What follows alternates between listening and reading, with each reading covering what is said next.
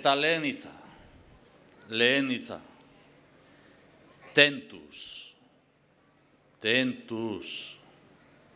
tentuz. Egunotan azkeneko inkesten emaitzak ezagutu ditu.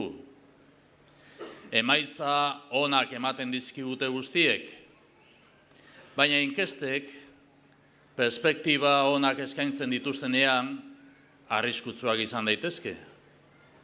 Lasaitatu eta baretu egiten dute, eta horren ondorioz gure sustekoak etorri aldira. Horregaitik, inkestei buruz joera ona, baina tentu handiz. Eta horregaitik bi hitz